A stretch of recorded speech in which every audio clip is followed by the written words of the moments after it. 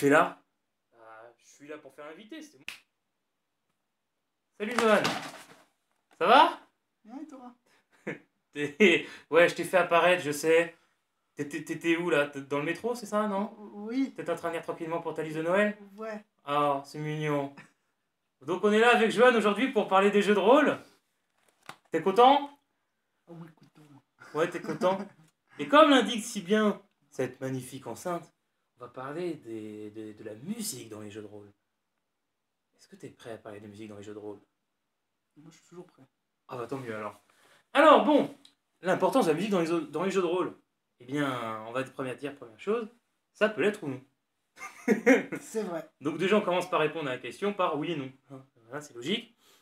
Mais donc oui, ça dépend déjà du jeu auquel vous jouez. Par exemple, quand vous jouez à un médiéval fantastique et que l'ambiance du groupe c'est plutôt du style LOL, XPTDR, on déconne, comme nous, pour mon Blade en tout cas, c'est pas obligatoire.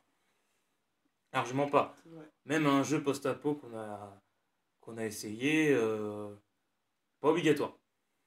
Mais il y a des jeux d'ambiance. Ou alors avec des groupes, on veut mettre une certaine ambiance. Donc par exemple, une ambiance assez épique qu'on pourrait mettre dans Monde Blade. Et là, la musique devient presque primordiale, car c'est handicapant de ne pas l'avoir. N'est-ce pas? Mm. Ouais, c'est vrai, c'est vrai. C'est vrai, t'es d'accord? Oui. Bon, ça me va alors. S'il est d'accord, c'est bon. Moi, j'ai plus rien à faire. Hein.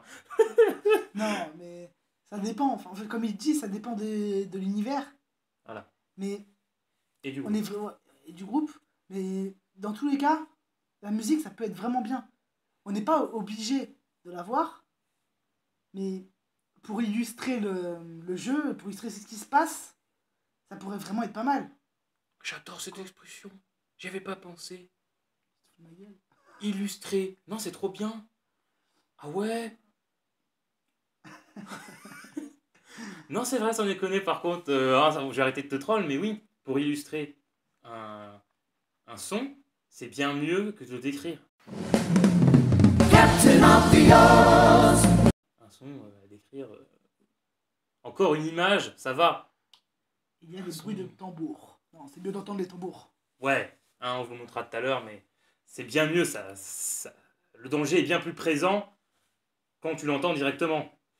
Et donc, là où ça devient important, c'est pour les jeux, par exemple, de type horreur. Donc là, l'ambiance, elle est...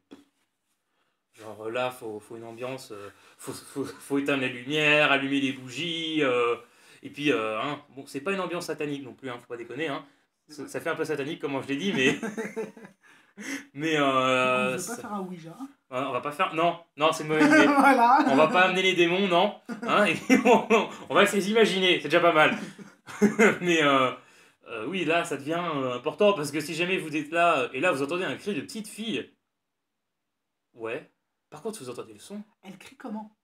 voilà. Faut le savoir. Si elle crie parce qu'elle a mal ou si elle crie parce qu'elle a autre chose. Voilà, exactement. De toute façon, les PJ, pardon, vont fuir de toutes les manières. Hein, ils ont, Ouais.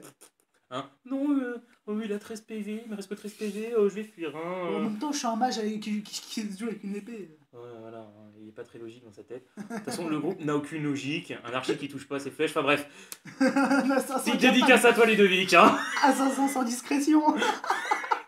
On t'aime. Oh, le beau. Bah, Ludovic, la vidéo, vous pouvez la retrouver ici, hein, bien entendu.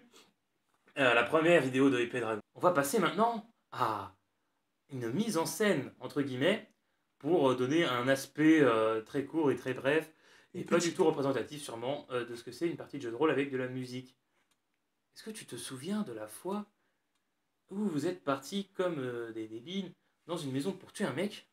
Ah, la maison de garde. Ouais. Ah. D'ailleurs, ça c'est un truc à raconter, qu'on racontera une prochaine fois exactement. Oui, ok. Mais l'après, où ça a été la guerre, en effet. Garde de la cité dans laquelle ils étaient a déclaré la guerre à la cité voisine qui était leur allié, au PNJ. J'étais pas content du coup, À la base, les deux étaient nos alliés. à la base, ouais, mais ça c'est... Oui, bah après, il s'est passé. il s'est passé des trucs. Mais, et donc, bah, ils ont entendu des bruits de guerre et tout, et ils ne sont pas sentis rassurés.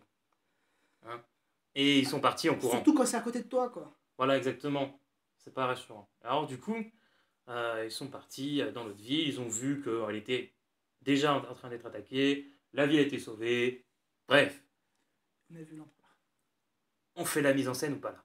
T'es prêt? Allez, Allez hop. Et ça tourne.